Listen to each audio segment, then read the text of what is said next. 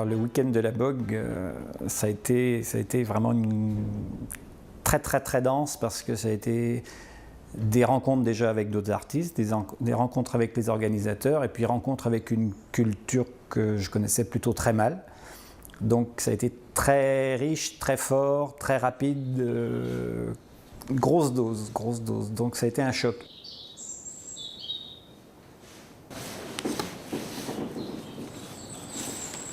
Moi, ce qui finalement a émergé de cette affaire-là, c'est plutôt l'idée de transmission par rapport à la culture. Et puis à force de chercher, il y avait les histoires, donc les chaises aussi qui représentent des gens, le pont entre les chaises, donc ça, ce sera présent. Puis finalement, je suis quand même revenu à l'idée d'émissions donc, avec des haut-parleurs. Hein, donc c'est deux locuteurs qui discutent et finalement, après, comment arriver à matérialiser les mots, comment exprimer un dialogue sans qu'il y ait quelque chose comme un discours directement lisible, hein, ou audible en tout cas.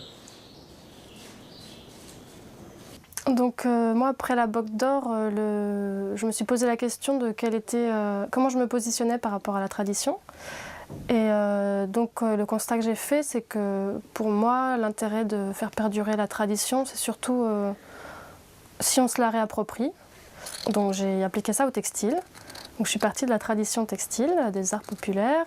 Donc je suis allée chercher ma matière première dans les Emmaüs.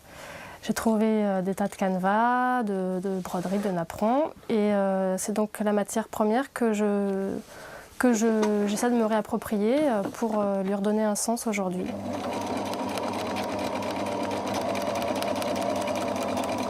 Donc ces pièces textiles seront exposées dans les fenêtres des habitants de Redon, dans une rue précise. Et l'idée, c'est de jouer sur l'ambiguïté entre objets qu'on a chez soi et œuvres d'art exposées, vraiment.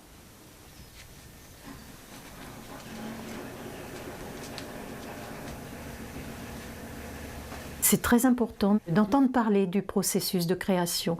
On est beaucoup trop face aux œuvres finies, on ne se rend pas compte du tout du travail, des méandres de la pensée et du chemin de recherche que peut faire un artiste.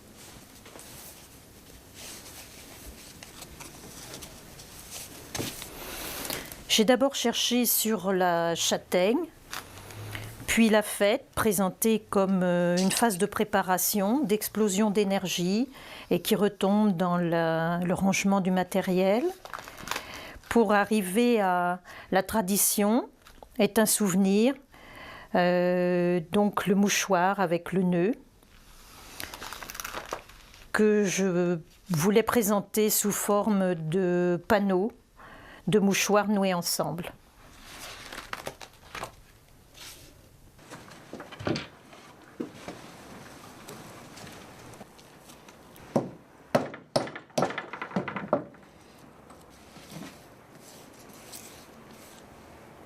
Dans le processus de création, je me suis inspirée donc de cette foule dans Redon. Et en la regardant en tant qu'observateur, je voyais donc des gens en costume qui portaient leurs costumes et d'autres des vêtements du quotidien. Et donc j'ai voulu concentrer sur une partie du corps l'endroit où on porte le costume traditionnel, où on porte la tradition, on le soutient, où on porte le poids aussi, parce que ça peut être quelque chose d'assez lourd. Et donc après j'ai transposé ça dans un objet, donc j'ai fabriqué un buste des 2 épaules qui est lourd justement, donc c'est un des premiers accessoires. Et j'ai fait d'autres pièces, ce sont des objets moulés en papier, faits en série de manière assez rapide. Et ils vont me servir dans des performances que je vais filmer en vidéo.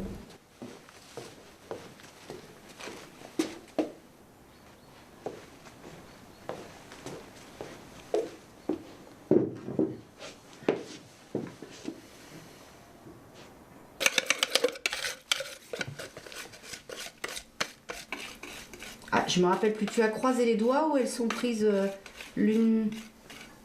J'ai croisé les doigts. Parce que c'est compliqué. Tu as forcément une main, quand on croise les mains, il y a forcément une main qui serre un peu plus que l'autre. On ne croise jamais les mains de façon spontanée. Si la pression est la même, c'est qu'on le veut et on ne tient pas ça très longtemps. Autrement, il y a forcément une main qui tient un peu plus. Et donc il faut sentir quelle est la main qui tient plus pour dégager celle qui tient le moins d'abord. D'accord. D'accord ?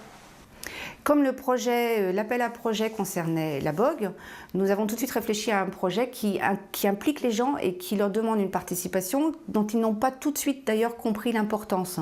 Et donc pendant le week-end, j'ai proposé aux gens de laisser leurs coordonnées afin qu'on fasse des empreintes de leurs mains dans lesquelles ils glisseraient un secret qu'ils me confieraient, qui resterait parfaitement invisible et qui serait une partie d'une exposition sous forme d'installation avec des sculptures en châtaignier et des photos retravaillées, numérisées, qui sont une partie de ce que nous on a ressenti, de ce vacarme, de ce tohu-bohu et de ces petits moments de silence qui font partie du week-end de la BOG.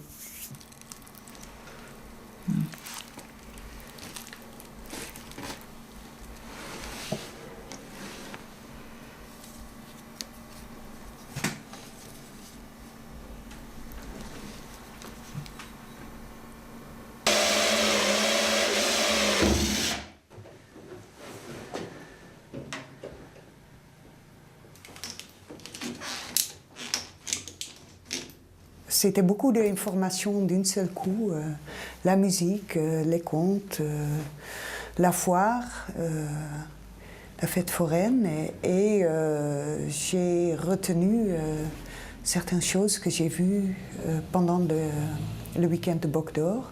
C'est les souffleurs, les musiciens, et les agents de ville qui faisaient leur ménage avec leurs souffleurs qui font beaucoup de bruit et pas très efficace.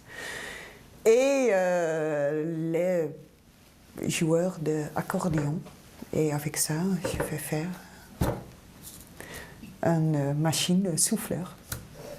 J'espère que cette expérience servira aux gens vraiment à dédramatiser l'art contemporain et comprendre que les choses sont simples, qu'elles sont ludiques, qu'on peut participer vraiment à toute exposition visuelle, qu'une installation n'est pas quelque chose de hyper intellectuel pour avertis de l'art contemporain et qu'ils auront eu surtout beaucoup de plaisir à travailler avec nous.